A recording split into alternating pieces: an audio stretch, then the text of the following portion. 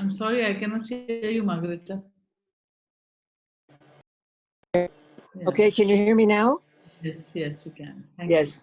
No, I'm slightly embarrassed with all that those stories of Ritesh.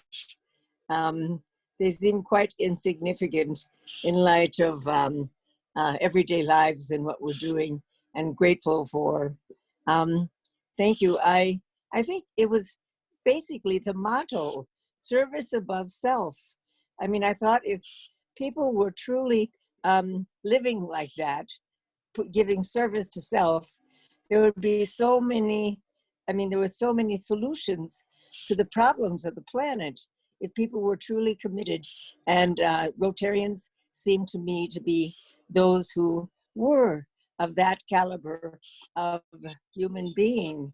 I think getting the Rotary Fellowship was almost accidental, really, because I was finishing one degree, and I was in the middle of a second one, and my mother handed me an application and just said, fill it out. And so I didn't really know quite what I was doing.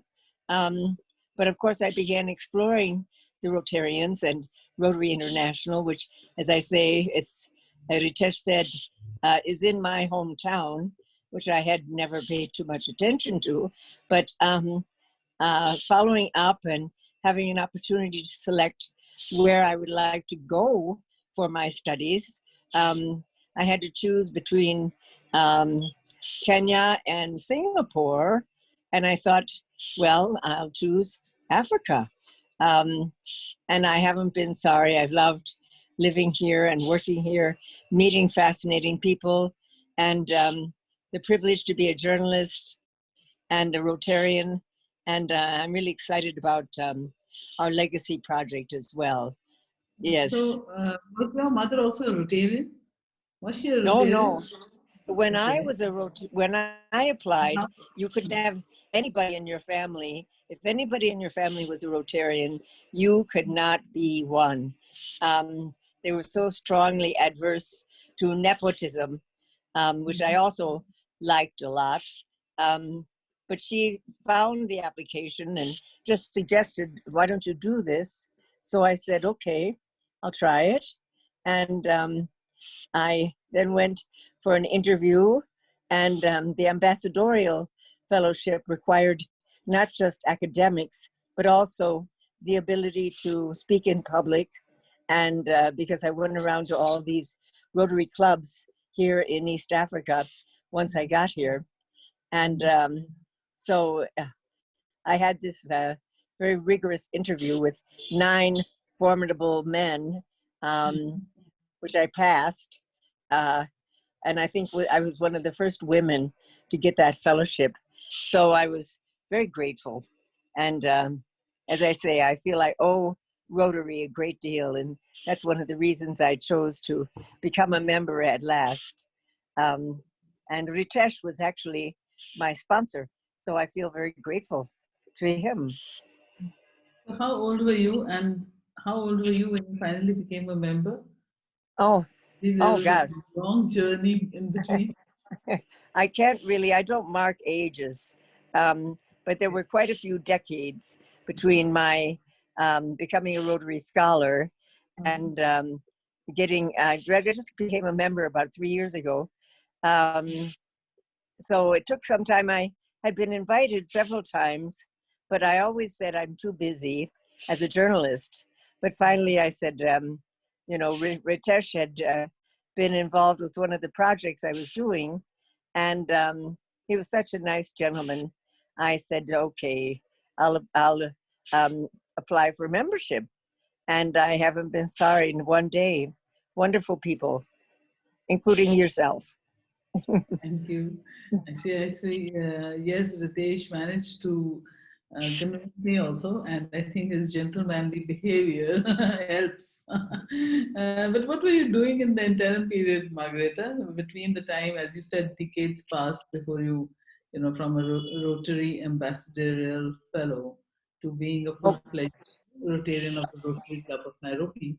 What were you doing, and what is it that I believe you kept, you were part of the group, but you were not, you were part of the club, you participated in the activities. What all did you do in the interim period? Oh my goodness, I was a journalist and working as Ritesh observed for a number of media groups in Kenya, focused on the Kenya audience because, as I say, I had a master's degree from University of Nairobi and a bachelor's, and I was very committed to promoting the Kenyan artists.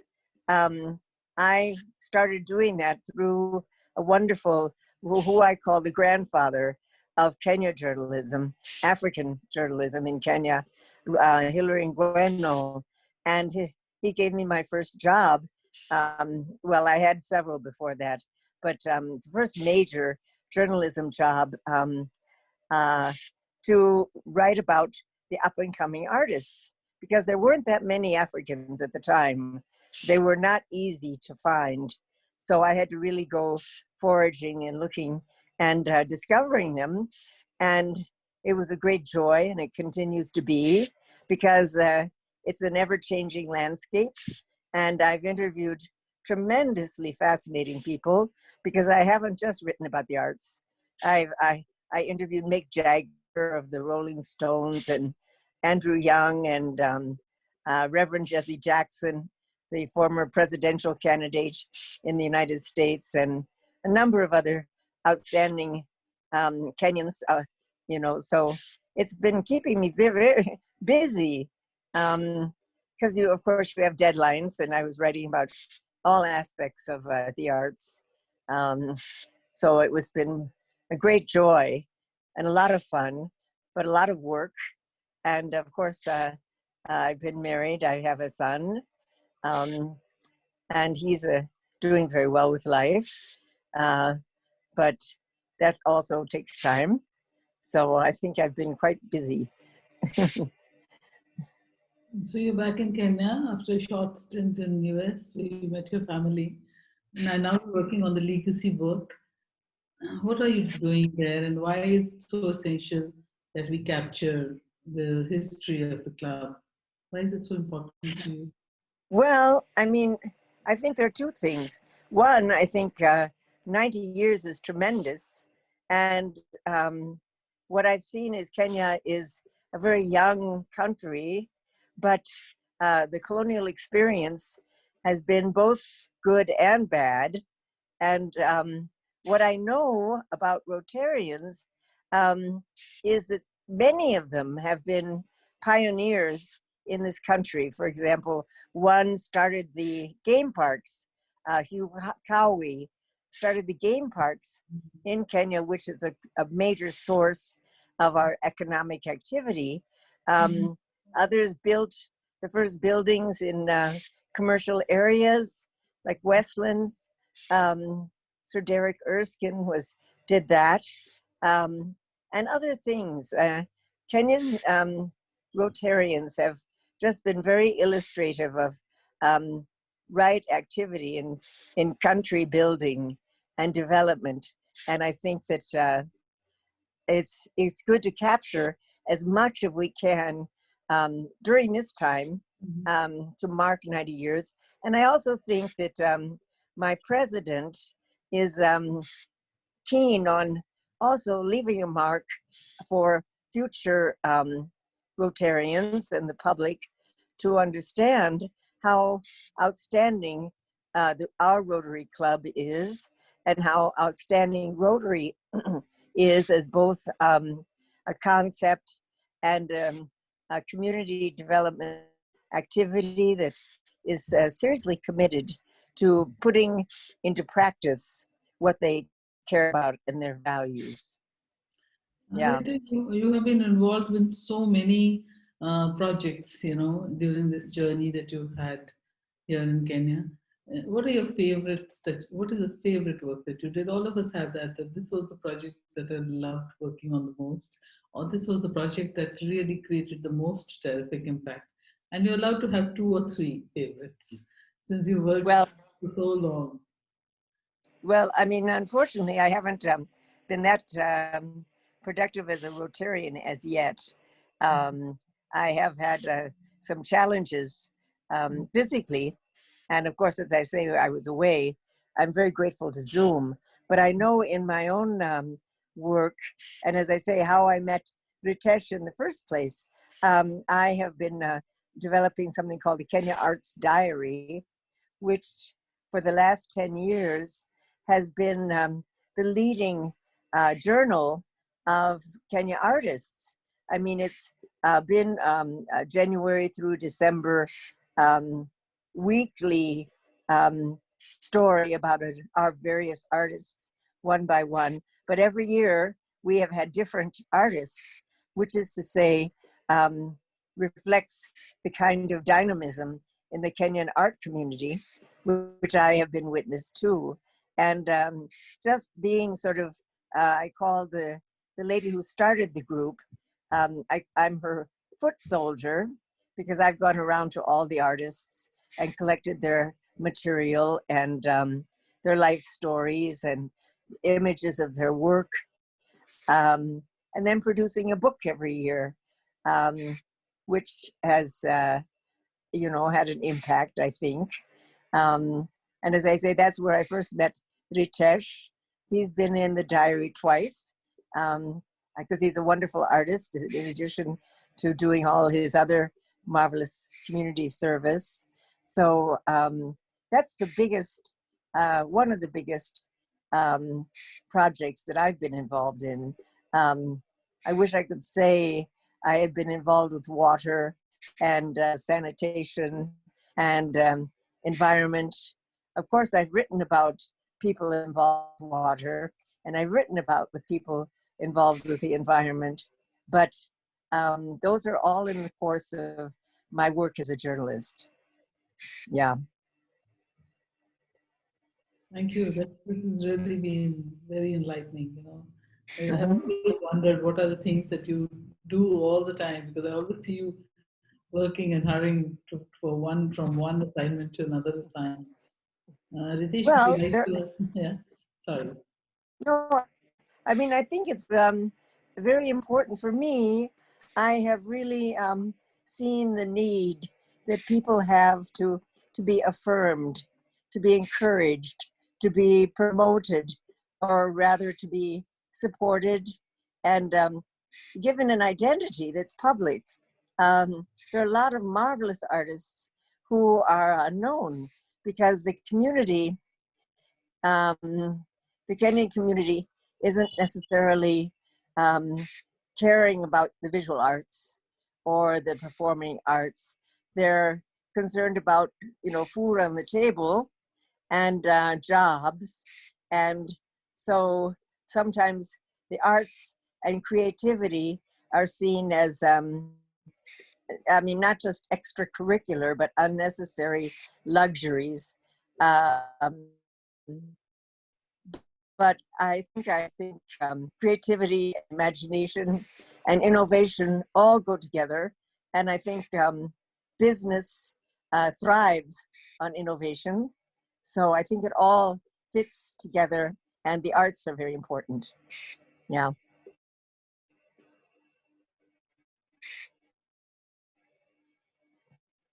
Ritesh, there were a few questions that you wanted to ask. Thank you very much. Ritesh? Thank you very much indeed, Rashmi, and thank you, Dr. Thank you, Margaretta. Rashmi. Yes. Thank you. It's been my privilege. Actually, you know, Dr. Margaretta, you just mentioned that you wish you had been involved more, and I can definitely let all the viewers of this wonderful talk know that you've been very actively engaged in all club activities. Actually, you were recently with us at a tree planting. I recall as soon as you were inducted into membership, you were very keen to learn more about the Rotary Day at UN, which was taking place just around that same week when you got inducted into membership. And immediately thereafter, you got involved in the bed kit distribution. Oh, yes. Yes, and various other club activities. And currently, you're also engaged with the International Services Committee. And Yes. it's so wonderful, you know, the engagement which you have. It's not only about the weekly club meetings and what's happening behind the scenes, but you're also actively engaged with what's happening in various communities. You're informed with what's happening with our club projects, like the feeding program at Malango Kubwa and all. So my question to you is, from the current projects which are ongoing, and now you're also participating in International Service Committee, which project do you think is something where you see yourself being more involved or close to your heart? Well, I think the environment is probably my most urgent concern. The more I can do, and I'd really love to actively be involved in, I mean, tree planting seems very humble, but in actual fact, we have seen, I mean, I weep when I see trees being chopped down, and so much of our beautiful forests have been destroyed. And we know now, especially thanks to our Nobel Prize winning Professor Wangari Maathai, that everything fits together in one holistic perspective, where if we don't have trees, we have heat, we have famine, drought, hunger, poverty. It all links together in a very vicious cycle. So I think the more urgent task for me with Rotary is involved with the environment, which I'm very grateful is one of their newest high points that Rotary International has put on its docket, along with wonderful commitments to health care and water sanitation and community development, many other projects. Yes. That's wonderful to know, Margaretta. And your water can will be waiting in March when we start planting mango and avocado trees as part of the project that President Ritesh has taken on. And it was wonderful listening to you. Ritesh, would Yes, you? I actually have a couple more questions, you know, since we're talking with Dr. Margaretta, who has so much more to tell us. And, you know, Dr. Margaretta, there was a time, sometime 2 years back, when you, of course, traveled to the US, like you regularly do to see your family, and came back with a beautiful cup for me from Rotary Club of Evanston. Little did I know that your brother is actually a past president of the oldest Rotary Club. And so you have had a Rotary connection. What? Oh, it's true. It's true. My brother became a Rotarian way after I came to Kenya, Yes. and he loves it, especially working with international students who come. And I must say, Rotary made a movie about me because, I mean, I was just part of a larger montage, but they thought I was so exceptional because most Rotary Foundation students came from the South going north and didn't want to go back. And I'm the first Rotary scholar who went south and didn't want to go back north. So they were very curious about what I was doing. And I told them Africa is the biggest secret on the planet. There's so much wonderful work going on here, and people just don't know about it. And it's my privilege to sort of unearth it for those who don't know. And that's been my privilege. Yes. You know, like you mentioned earlier, that you and I got to meet each other due to the Kenya Arts Diary, which is a wonderful project. And I don't claim to know the amount of work which has gone behind it, but I have seen you at work with Kenya Arts Diary, which is not for the faint-hearted. There's a lot of work which goes into it.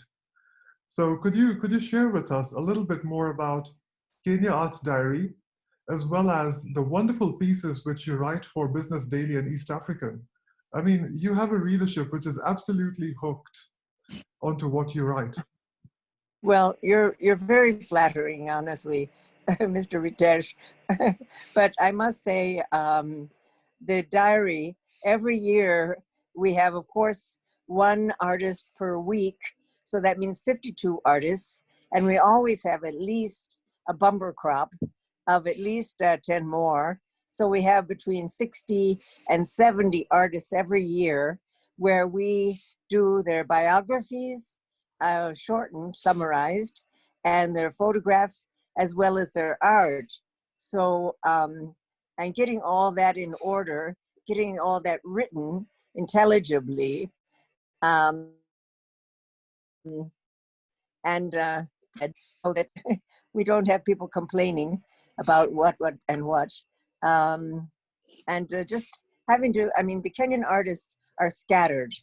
They're scattered all over the country, especially, I mean, I must say I am focused largely on Nairobi, but I mean, we have artists from Western Kenya and the coast, as well as Nairobi, but all over Nairobi. So finding them, identifying them, making sure that you're not repeating, and giving the old timers, the ones who have had more exposure, but rather to focus on new talents has been our commitment. And that isn't always easy. So it's been a challenge because I've also had to do the photography. So I did have to get a very wonderful Canon camera so that I would be doing, I had to learn how to do photography, which I can't say I'm no professional, but I do my best. I have a good camera for dummies that that I use. And my writing for my paper, when I was writing for The Nation, I wrote about politics, I wrote about psychology, I wrote about women, I wrote about gardening, which I do now also, interior decorating. You get, and I used to have a column called Face to Face, where I would talk to politicians on either side of an issue and transcribe all their interviews with me. So people like the former president, Moi Kibaki, I would interview some of our governors who are now governors, were just up and coming as Moi was ending. President Moi was finally stepping down. While those young politicians were rising up, we were interviewing. So we've done quite a bit. And as I say, it's kept us busy. Yes. That is So I don't want to take wonderful. too much of your time. Thank you for sharing. Dr. Margaretta, can I ask you just one final question? You're one of the individuals Sure. in the club who's actually aware of some of our past members who some of us, including myself, have not had the opportunity to meet. But one gentleman who is a past president of our club, and I had the opportunity to meet many times, the late dear Eric Cristal. You have a good relationship with Nani Crows as well, since she was also involved with the Kenya Arts Diary with you. If you can say a few words about him or Nani, and also if you can just share with us one incident of the Stanley Hotel meetings. Oh gosh. Well, to start with Eric, Eric sadly passed on a year ago. It's almost exactly a year, probably 2 weeks. And he was a gem and a brilliant, brilliant man who had worked, was from South Africa originally, was a fervent anti-apartheid civil rights activist who had a PhD in, I think, cartography or demography, I think he had. And but he worked in the United States and in Kenya, of course.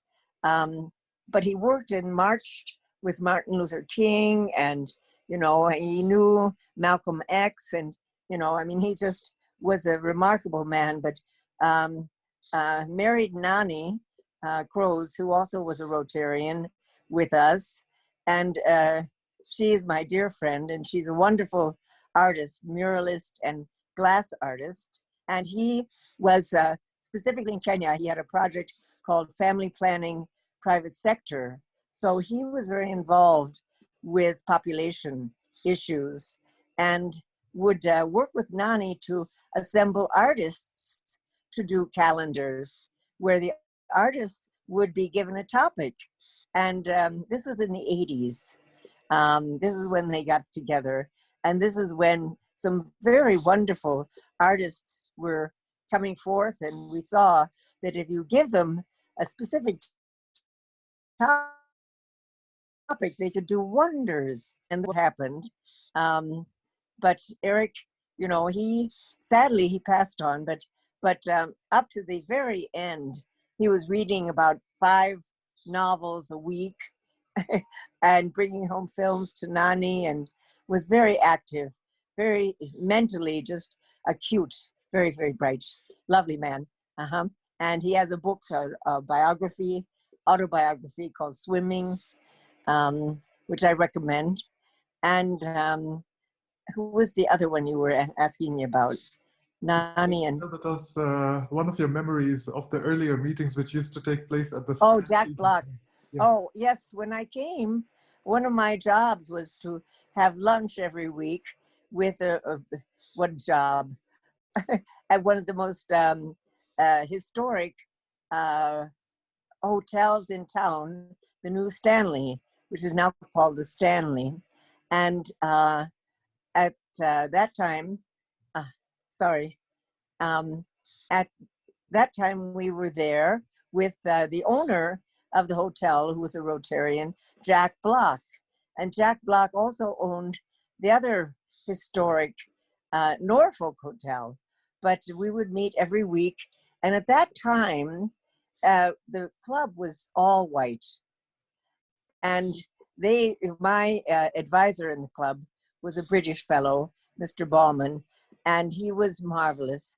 But he whispered to me once that there were no Americans who were members of the Rotary Club of Nairobi. And I wanted to know why. And he said, they have their own club. We don't want them. And if they ever came to lunch, he would quietly mock them for their, you know, their flaming sports jackets or green and pink trousers or whatever. It was very funny. But I was there the year that Joe Wanjui Dr. Joe Wanjui, who has since been a chancellor at one of our universities, very outstanding man. But it was he was the first African to be a chairman, otherwise known as a president, of our club. And so I had the privilege of meeting Joe Wanjui, and it was very interesting time because, of course, everything was turning, and more Africans were coming in. I'm not sure. I confess I got more involved with the university after, because I was. But you see, as soon as I got to university, the students went on strike for 5 months. So I really got an opportunity to plunge into Kenyan everyday life. And that was a great privilege. So I didn't keep track too much I didn't become a Rotarian immediately. So that was a lovely year and a half, actually. Thank you so much, Dr. Margaretta, for sharing all this wonderful information with us. You've actually told us quite a bit of information which we were not aware of earlier. And Rashmi, I'd like to hand over to you. Yes, thank you so much, Margaretta. And I would like to end with one of your lines, which I really liked, that you keep doing your best. And that's our wish for you, that you keep doing your best. Oh, thank you so much for taking out the time. Thank you, Rashmi. And I look forward to working with you further on our legacy project. Thank you so much. Thank you. Okay. Thank you. And thank you, President Ritesh. Thank you, Dr. Margaretta, and thank you, Rashmi. I must tell you, I'm just looking at the screen with all 3 of us on it at the moment, and I couldn't be more proud that somehow I'm the reason both of you actually ended up finally joining Rotary Club of Nairobi. And I'm very excited that you're both board members during the 90th anniversary year of Rotary Club of Nairobi. Thank you for all that you're doing, and Thank you. I'm grateful for this interview. Thank you for this opportunity. Oh, thank you. The stories from you. My privilege. Thank you. Have a good night.